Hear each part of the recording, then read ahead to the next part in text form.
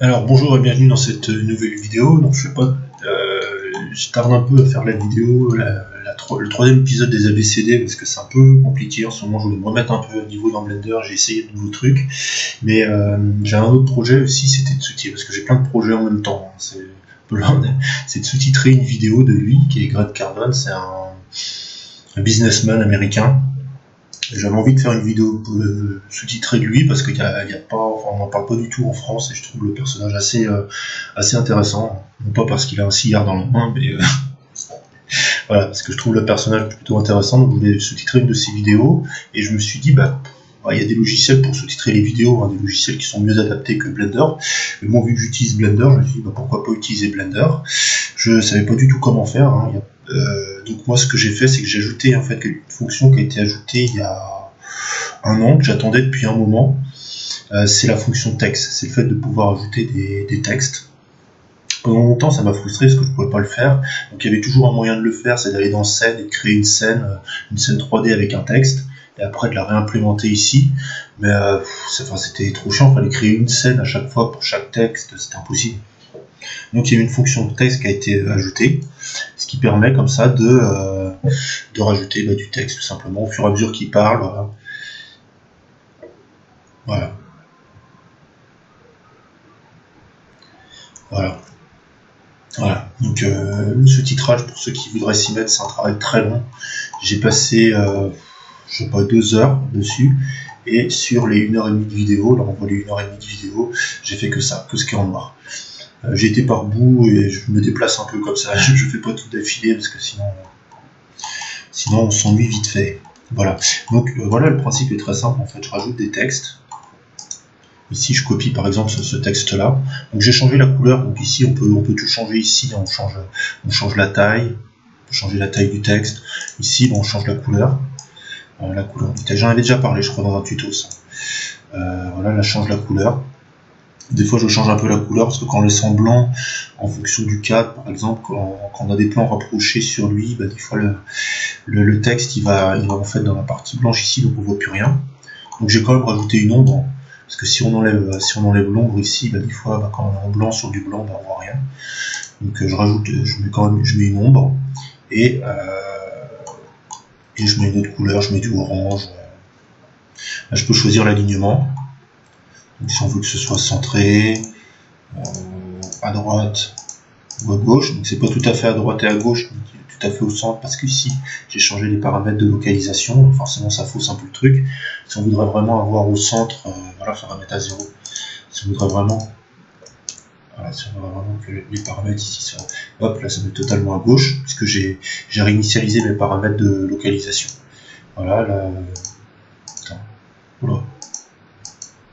Alors, en fait, quand on initialise, c'est pas top, quoi.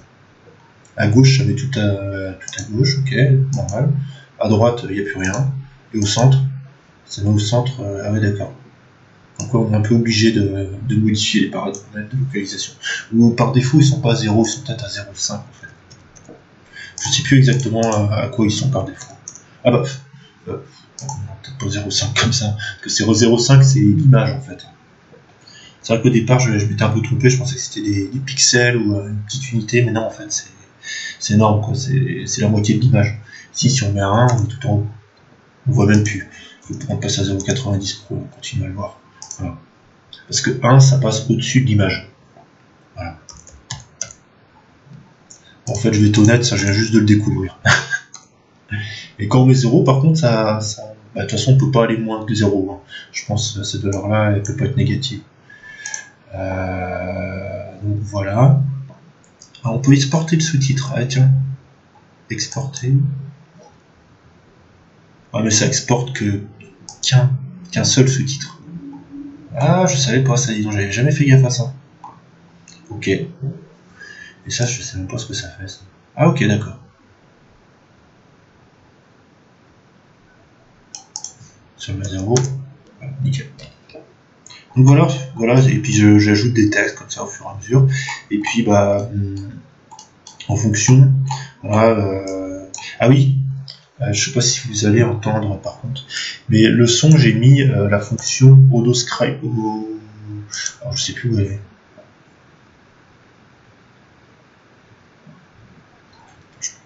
crois que je peux la trouver là. Non. Non.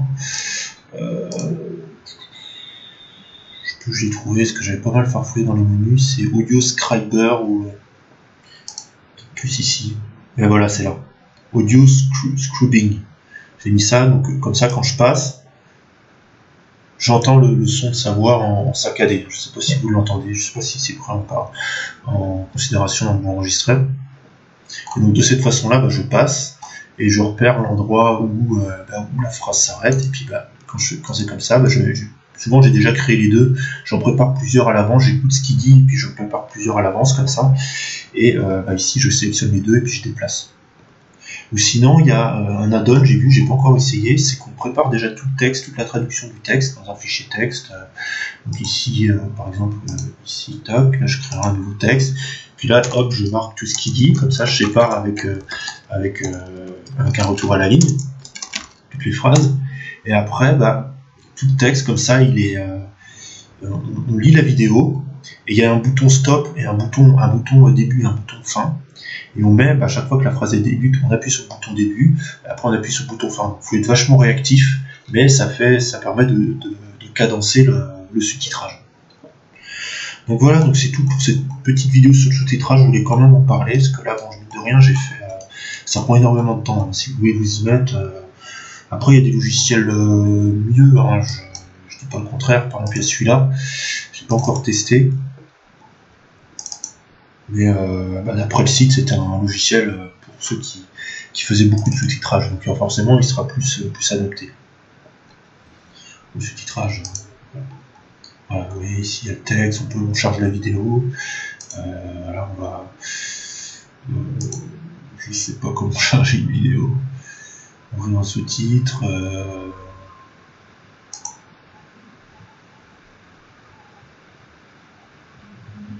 Non, je sais pas comment faire, je vais pas le tester, mais bon. Je pense quand même continuer à utiliser Blender, parce que bon, c'est le logiciel que j'en... Voilà, on reste toujours avec le même logiciel, c'est bien. Pas besoin de changer de logiciel. Si vous avez fait une animation, que vous faites le montage, vous pouvez faire directement des sous-titres, directement à partir du même, tout en restant dans le même logiciel, un logiciel Blender. Je pense le garder quand même, parce que bon, c'est le logiciel de prédilection Blender depuis longtemps. Voilà. Donc c'est tout pour cette vidéo, hein, qui est un peu hors sujet. J'espère qu'elle vous aura plu quand même. Hein.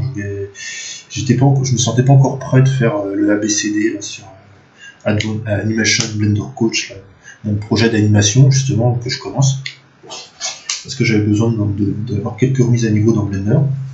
Et donc ça, comme je le faisais avec Blender, je me suis dit tiens, ça pourra faire une vidéo, parce que j'ai envie de faire des vidéos très régulièrement quoi, sur le site, parce que j'ai envie que ma chaîne évolue, quoi, donc faire des vidéos régulièrement pour que la chaîne évolue. Donc voilà, donc c'est la raison pour laquelle j'ai fait cette vidéo, aussi pour partager sur cette façon de faire. Voilà, la vidéo est trop longue là. Merci, à très bientôt pour une prochaine vidéo.